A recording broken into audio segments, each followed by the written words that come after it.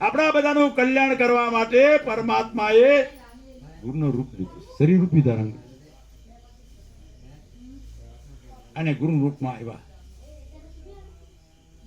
અને એ ગુરુ બન્યા પછી એ બ્રહ્માનું બી કામ કરે, વિષ્ણુનું બી કામ કરે ને શિવનું પણ.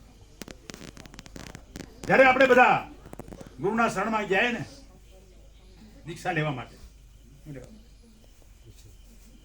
મંત્ર લેવા, પેલા તો ગુરુજી પાસે જતા ને ઠોકીને પછી હમણાં તો લાગવગ થઈ જાય. મોહનભાઈ કે સમજે એક વાર બહુ સરસ કથા યાદ આવી. એક ચેલો ગુરુજી પાસે દીક્ષા લેવા માટે સાંભળજો બરોબર.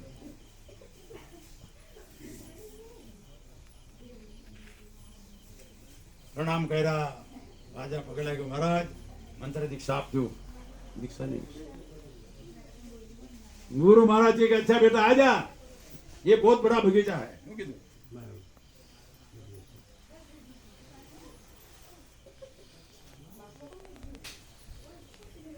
छता नदी किनारे आश्रम.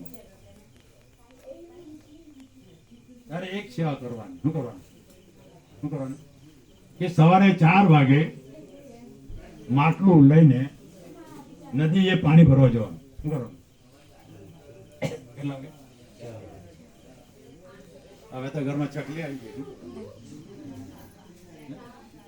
અને કદાચ નળમાં પાણી નહીં આવે તો ડર જ કરે.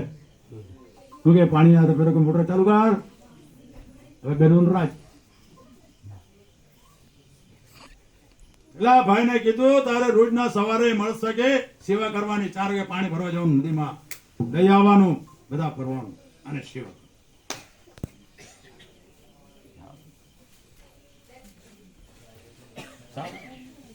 હવે ડિસેમ્બર જાન્યુઆરી ચાલે ઠંડીની સિઝન. હા તો કરી પછી માટલું લઈને ત્યાં તો માટલું લીધું અને નદીએ પાણી ભરવા ગયું. હવે માટલું ભર્યું પછી આવતા આવતા શું થાય ખબર પડે તમને? શું થાય બેનો ભાઈ? શું પડે? ભરીને આવે ત્યારે શું થાય? ટીપીને ખબર છલકાય. શું કરે? આમ મૂકેલું એને છલકાય એટલે એક તો ઠંડી, પાણી ઠંડુ, હવા ઠંડી, આશ્રમ હાથ ત્રી જાય. 15 દિવસ કામ કર્યું હતું. પછી કે આ સેવા ભારે કઈ સેવા ભલે મંત્ર નહીં લેવા કઈ રેવાની જરૂર રેવા એવું નથી. એટલે પેલા ભાઈએ પાણી ભરવામાં તો આવ્યો નદી કિનારે અને ઘડો ભર્યો નહીં અને માટલું મૂકી દીધું કિનારે અને ચાલવા માંડ્યો. ગુરુજીને કહેવા વગર પાછો છોડીને ચાલવા માંડ્યો. વાત સમજાતી છે? ત્યારે અનાયાસે ભગવાનની દયાથી ગળામાંથી અવાજ આવ્યો. શું આવ્યો? ગળામાંથી અવાજ આવ્યો. અરે તું ક્યાં જાય છે? કે આ કામ મારાથી સેવા થાય નહીં, ઠંડી લાગે, હવા આવે, નીકળી જવાય. એટલે ગુરુ સેવા નહીં. ઘોડાનો અવાજ આવ્યો. અરે જાવ તું ભોરે, ભલે તારે જવું હોય તો જા, પણ તું મારી વાત સાંભળ. બહુ ધ્યાનથી સાંભળજો. પેલો ઘોડો બોલ્યો, સાંભળજો કે પહેલા તો મને કુમારે કોદાળી મારી. કીધું ખોદવા માટે માટી ખોટો કોદાળી મારી અને માટી ખોદી અને મૂકે ગધેડા પર બેહાડ્યો. શું કહ્યું? કોણ બોલે? ઘોડો. કોદાળી મારી પછી માટી બહાર કાઢી ને ગધાડે બેહાડ્યો. ઘરે લાવ્યો કોણ? કુંભાર. પછી પાણી પેલાયો. શું કહ્યું? પાલીનો પલાળ્યો. આખી રાત ગારો કર્યો. પછી શું કર્યું? ગારાને ખૂંદો. આ કોણ બોલે? ઘોડો બોલતો છે. પછી પિંડો બનાવ્યો. હું બનાવ્યો પિંડ.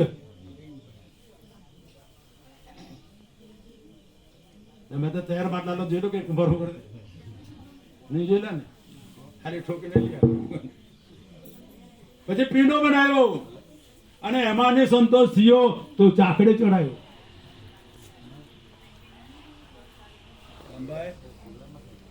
અને ચાકડે ચડાવીને કર્યો અને પછી છેલ્લે છે ને દોરાએ કાપ્યો. પછી ટીપણીથી ટીપો. પાછા નહીં જવાનું ને. સેવા સેવા શંકર હર હર મહાદેવ. સેવા સેવા શંકર હર હર મહાદેવ.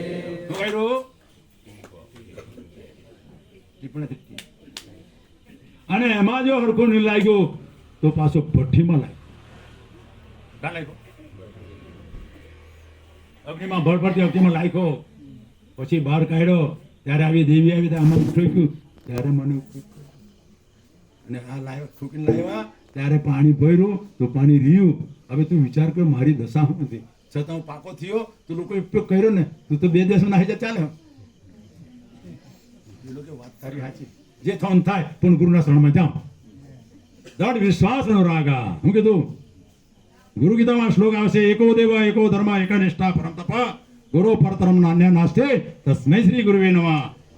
એક દેવ હોવું જોઈએ, એક નિષ્ઠા હોવી જોઈએ. પછી પછી થાય તો નહીં ચાલે. તો પાકા થવું પડે તો શું કરવું પડે? માર ખાવો પડે, તાલ પાડવી પડે. શું કે તો નક્કી કરો તમારે જો પાકા થવું હોય, આગળ વધવું હોય તો માર ખાવો પડે, કસોટીમાંથી પસાર થવું પડશે. અમારી બેને બધે મંગળસૂત્ર પહેરવા છે ને નાકમાં કાનમાં, એમ તો તૈયાર થઈ ગયું. દ્વારે કેટલું ટીપું હે ગયું હે ત્યારે ચળકાટ. એ ચળકાટ લાવવા માટે આપણે ઘસાવું તો પડશે ને. અને એ ચળકાટ લાવવા માટે ઘસાવવું પડે, માર ખાવો પડે, સહન કરવાનું. આ તો હમણાં તો એટીએમ આવે તો નાખે તો પૈસા નીકળી આવે.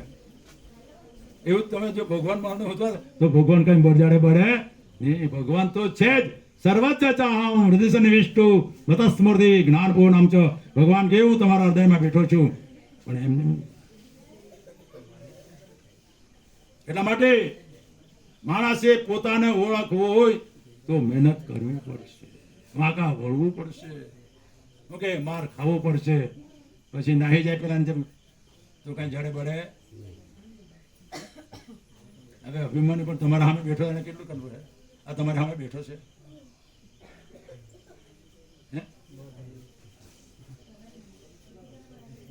તમે તો ઘરે નાહી જાવ. સેવા સેવા શંકર હર હર